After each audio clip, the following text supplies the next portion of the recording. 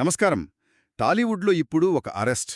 ఆహా, పెద్ద దుమారమే రేపుతోంది. అవును. ఐబోమా, బాపం టీవీ లాంటి పైరసీ వెబ్సైట్ల వెనకున్నాడనే ఆరోపణలతో ఇమ్మిడి రవి అనే వ్యక్తిని పోలీసులు అరెస్ట్ చేశారు. ఉమ్, ఇది మామూలు వార్తలా వచ్చి వెళ్ళిపోలేదు. దీని చుట్టూ ఇప్పుడు ఇండస్ట్రీలో బయట కూడా రకరకాల వాదనలు మొదలయ్యాయి. నిజమే. చాలా చర్చ జరుగుతోంది దీని గురించి. సరే, ఈరోజు మన చర్చలో ఈ సంఘటనలో ఉన్న వేర్వేరు కోణాల్ని కొంచెం లోతుగా చూద్దాం. తప్పకుండా. ఎందుకంటే ఒకవైపు ఇండస్ట్రీ ఏమో అతన్నొక పైరసీ కింగ్ పిన్ అంటోంది. తమకు వేల కోట్ల నష్టం తెచ్చాడని. అవునా, విలన్గా చూస్తున్నారు. కానీ ఇంకోవైపు ఇంకో వాదన కూడా ఉంది. అతని టెక్నాలజీ నైపుణ్యం గురించి. కరెక్ట్. అయ్యో, ఇంత టాలెంట్ ఇలా వేస్ట్ అయిపోయిందే అని బాధపడేవాళ్లు కూడా ఉన్నారు. అసలు ఈ కథలో విలన్ ఎవరు, హీరో ఎవరు, లేకపోతే అంతా ఒక గ్రే ఏరియానా? ఈ చిక్కుముడిని విప్పడమే మన ప్రయత్నం. అయితే ఇక్కడే అసలు ట్విస్ట్ ఉంది కదా. అవును. ఈ కేసులోకి ఇప్పుడు ఎన్ఫోర్స్మెంట్ డైరెక్టరేట్ అంటే ఈడీ వచ్చింది. ఈడీ ఎంటర్ అయిందంటేనే విషయం చాలా సీరియస్ అని అర్థమవుతుంది. ఖచ్చితంగా. ఇది కేవలం సినిమాను కాపీ కొట్టే పైరసీ కేసుగా మిగిలిపోలేదు. దీని వెనుక పెద్ద ఎత్తున డబ్బు అక్రమ రవాణా, మనీ లాండరింగ్, అదే మనీ లాండరింగ్ జరిగిందని వాళ్లు అనుమానిస్తున్నారు. సో ఈడీ రాకతో ఈ కేసు స్వరూపమే మారిపోయింది. సరే, అయితే మనం ముందుగా ఇండస్ట్రీ వైపు నుంచి చూద్దాం. వాళ్ల కోపం, ఆ ఆవేదన, అది ఏ స్థాయిలో ఉంది, ఏంటి వాళ్ల వాదన? వాళ్లు చాలా సూటిగా అంటున్నారు, ఇతను ఒక పైరసీ కింగ్ పిన్ అని. వాళ్ల లెక్కల ప్రకారం ఇతని వల్ల తెలుగు సినిమా పరిశ్రమకు దాదాపు 2,000 కోట్ల రూపాయల నష్టమొచ్చిందట. 2,000 కోట్లు? అది చాలా పెద్ద మొత్తం. చాలా పెద్ద మొత్తం. ఒక సినిమా అంటే కేవలం హీరో డైరెక్టర్ కాదు కదా. అస్సలు కాదు. దాని వెనుక వందలాది కుటుంబాలు బతుకుతాయి. లైట్ బాయ్ దగ్గర్నుంచి ప్రొడక్షన్ అసిస్టెంట్ల వరకు ఎంతో మంది రోజువారీ కూలీ మీద ఆధారపడతారు. నిజమే. వాళ్లందరి కష్టాంగి నిర్మాత పెట్టిన కోట్లాది రూపాయల పెట్టుబడిని కొన్ని గంటల్లో దొంగిలించి ఇంటర్నెట్లో ఫ్రీగా పెట్టేస్తే ఎలా? ఇది మా కడుపు కొట్టడమే అని వాళ్లు ఆవేదన చెందుతున్నారు. ఆ ఆవేదన, ఆ కోపం ఎంత తీవ్రంగా ఉందో చెప్పడానికి నిర్మాత సి కళ్యాణ్ చేసిన కామెంట్స్ ఒక ఉదాహరణ. అవును, నేను కూడా విన్నాను. ఆయన ఏకంగా అతన్ని ఎన్కౌంటర్ చేసిన తప్పులేదు అన్నారు. అంటే చూడండి, ఒక పరిశ్రమ పెద్ద అంత కఠినమైన పదం వాడారంటే వాళ్ల ఎంత నష్టపోయి ఎంత ఆవేదనకు గురయ్యారో మనం అర్థం చేసుకోవచ్చు. వాళ్లు దీన్ని కేవలం డబ్బు నష్టంగా చూడట్లేదు. తమ కష్టం మీద దాడిలా చూస్తున్నారు. అవును, తమ సృజనాత్మకతపై, తమ ఉనికిపై జరిగిన ఒక పెద్ద దాడిగా భావిస్తున్నారన్నమాట. నిజమే. ఎన్కౌంటర్ అనే పదం వాడటం చాలా తీవ్రమైన విషయం. పరిశ్రమ కోపం అర్థమవుతోంది. అయితే మీరిందాక ఈడీ గురించి చెప్పారు కదా, మనీ లాండరింగ్, వ్యవస్థీకృత నేరం అంటున్నారు. దాని గురించి కొంచెం వివరంగా చెప్తారా? ఎందుకు ఇది మామూలు పైరసీ కేసు కన్నా ప్రమాదకరమైనది? ఇది చాలా ముఖ్యమైన పాయింట్. చూడండి, ఒక పైరసీ వెబ్సైట్ నడపాలంటే దాని వెనక ఒక పెద్ద వ్యవస్థే పనిచేయాలి. ఊరికే ఒక ల్యాప్టాప్తో అయ్యే పని కాదు. అస్సలు కాదు. హైస్పీడ్ సర్వర్లు కొనాలి, వాటిని మెయింటైన్ చేయాలి, కొత్త సినిమాలను వెంటనే సంపాదించాలి. వీటన్నిటికీ డబ్బు కావాలి కదా. అవును. ఈ వెబ్సైట్ల ద్వారా వాళ్లకు యాడ్స్ రూపంలో కోట్లలో డబ్బొస్తుంది. ఇదంతా నల్లధనం. ఓకే. ఇలా అక్రమంగా సంపాదించిన డబ్బును చట్టబద్ధమైన డబ్బుగా చూపించే ప్రయత్నమే మనీ లాండరింగ్. అంటే ఆ పైరసీ డబ్బును వేరే వ్యాపారాల్లోకి మళ్లిస్తున్నారనే ఆరోపణలున్నాయా? ఖచ్చితంగా అదే ఆరోపణ. అంటే నేరం ఒకటి చేసి ఆ డబ్బుతో ఇంకో నేరం చేస్తున్నారన్నమాట. ఓ, అందుకే దీన్ని వ్యవస్థీకృత నేరం లేదా ఆర్గనైజ్డ్ క్రైమ్ అంటున్నారు. వ్యవస్థీకృత నేరం అని ఎందుకంటారు? ఎందుకంటే ఇదొక వ్యక్తి చేసే పని కాదు. దీని వెనుక ఒక నెట్వర్క్ ఉంటుంది. కంటెంట్ సంపాదించేవాళ్లు కొందరు, దాన్ని అప్లోడ్ చేసే టెక్నికల్ టీం ఒకటి, అవును, సర్వర్లు నడిపేవాళ్లు ఇంకొందరు, వచ్చిన డబ్బును వేర్వేరు ఖాతాల్లోకి తిప్పేవాళ్లు మరికొందరు. ఇలా ఒక కంపెనీలా పక్కా ప్రణాళికతో దీన్ని నడుపుతారు. ఓకే, ఒక పూర్తి సిస్టమ్ అనమాట. ఎగ్జాక్ట్లీ. అందుకే చట్టం దీన్ని చాలా తీవ్రంగా పరిగణిస్తుంది. శిక్షలు కూడా చాలా కఠినంగా ఉంటాయి. పరిశ్రమ ఆగ్రహం, దాని వెనుకున్న చట్టపరమైన తీవ్రత చూస్తే అతనొక విలన్గా చూడటం చాలా సులభం. నిజమే. కానీ ఇక్కడే అసలు కథ మొదలవుతోంది.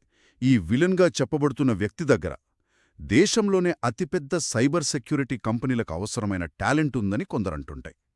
దాన్ని మనం ఎలా అర్థం చేసుకోవాలి? నటుడు శివాజీ కూడా ఇదే అన్నారు కదా. అతను చాలా టాలెంటెడ్, ఆ టాలెంట్ను మంచి పనులకు వాడితే దేశానికి ఉపయోగపడేవాడు అని. అవును, ఇక్కడే ఈ కేసు చాలా ఆసక్తికరంగా మారుతుంది. అతని మీదున్న ఆరోపణల్లో ఒకటేంటంటే అతను అత్యంత పటిష్టమైన భద్రత ఉన్న సర్వర్లను కూడా ఛేదించగలడు. అంత నైపుణ్యముందా? ఆలోచించండి. నెట్ఫ్లిక్స్ లేదా అమెజాన్ ప్రైమ్ లాంటి సంస్థలు తమ కంటెంట్ను కాపాడటానికి డిజిటల్ రైట్స్ మేనేజ్మెంట్ అంటే డిఆర్ఎం అనే ఒక అడ్వాన్స్డ్ టెక్నాలజీని వాడతాయి. హ్మ్. అదొక డిజిటల్ తాళం లాంటిది. కరెక్ట్. ఆ తాళాన్ని పగలగొట్టి ఒరిజినల్ హై డెఫినిషన్ ఫైల్ను బయటకు తీయడం అనేది చాలా క్లిష్టమైన ప్రక్రియ. ఇది కేవలం సినిమాను స్క్రీన్ రికార్డ్ చేయడం కాదు, కాదు. ఆ టెక్నాలజీ కోర్ని బ్రేక్ చేయడం లాంటిది. అంతటి నైపుణ్యం అతని దగ్గరుందని అంటున్నారు. ఒక్క నిమిషం. కానిక్కడ మనం ప్రతిభను మరీ ఎక్కువగా కీర్తిస్తున్నామా? చెప్పండి. అంటే రోడ్ల మీద అద్భుతంగా డ్రైవ్ చేసే నైపుణ్యం ఉన్నవాళ్లు చాలామందుంటారు. అంతమాత్రాన వాళ్లు రోడ్ రేసులు నడిపి ఇతరులను ప్రమాదంలో పడేస్తే సమర్థిస్తామా? సమర్థించాం. నైపుణ్యమనేది నేరానికి లైసెన్స్ కాదు కదా? అద్భుతమైన ప్రశ్న. మీరు చెప్పింది 100% పాళ్లు నిజం. అతని చర్యలను ఎవ్వరూ సమర్థించరు, సమర్థించకూడదు కూడా. హ్మ్. చట్టం తన పని తాను చేసుకుపోతోంది. అయితే ఇక్కడ మనం చర్చించాల్సింది అతని నేరాన్ని సమర్థించడం గురించి కాదు, మరి దేని గురించి? ఆ నేరం వెనుక ఉన్న కారణాలను అర్థం చేసుకోవడం గురించి. ఒక వ్యక్తి దగ్గర ఇంతటి శక్తివంతమైన నైపుణ్యం ఉన్నప్పుడు అతను దాన్ని చెడు మార్గంలో ఎందుకు పెట్టాడో. ఇది మంచి పాయింట్. ప్రేరణ ఏంటి అనేది ముఖ్యం. అవును. కేవలం సులభంగా డబ్బు సంపాదించాలనే దురాశ మాత్రమేనా? లేక గుర్తింపు కోసం ఆరాటమా? లేక వ్యవస్థలో అతనికి సరైన అవకాశాలు దొరకలేదా? ఈ కోణం ఆలోచింపజేస్తుంది. చరిత్రలో మనం కెవిన్ మిట్నిక్ లాంటి హ్యాకర్లను చూశాం. వాళ్లు ప్రపంచంలోనే అత్యంత సురక్షితమైన సిస్టమ్స్లోకి చొరబడ్డారు. వాళ్లు చేసింది నేరమే. నేరమే, శిక్ష కూడా అనుభవించారు. కాని వాళ్లని కదిలిస్తే నేను దాన్ని చేయగలనా లేదా అని పరీక్షించుకోవడానికే చేశాను అనేవాళ్లు. అది ఒక రకమైన థ్రిల్. ఓకే. ఇక్కడ కూడా డబ్బు ఒక కారణం అయితే, ప్రపంచంలోనే అత్యుత్తమ టెక్నాలజీ కంపెనీలను సవాలు చేయగలననే అహం కూడా మరో కారణం కావచ్చు. అంటే ఒక ఛాలెంజ్గా తీసుకునుండొచ్చు అంటారు. కావచ్చు. అతని నైపుణ్యాన్ని గుర్తించి సరైన మార్గంలో పెట్టి ఉంటే అతని పాటికి ఏదైనా పెద్ద టెక్ కంపెనీలో సైబర్ సెక్యూరిటీ హెడ్గా ఉండేవాడేమో. నిజమే. ఆ ప్రతిభ ఇప్పుడు జైలు పాలవుతోంది. అందుకే ఇది వృధా అయిన ప్రతిభ. ఓకే. ఒకవైపు పరిశ్రమ నష్టం, మరోవైపు వృధా అయిన ప్రతిభ. ఈ రెండు వాదనల మధ్య మనం ఈ చర్చలో ఒక ముఖ్యమైన భాగాన్ని మర్చిపోతున్నాం. అదేంటి? అదే ప్రేక్షకులు. అంటే ఈ పైరసీ వెబ్సైట్లను ఉపయోగించే లక్షలాది మంది. అసలు పైరసీ ఎందుకంత పెద్ద నేరం?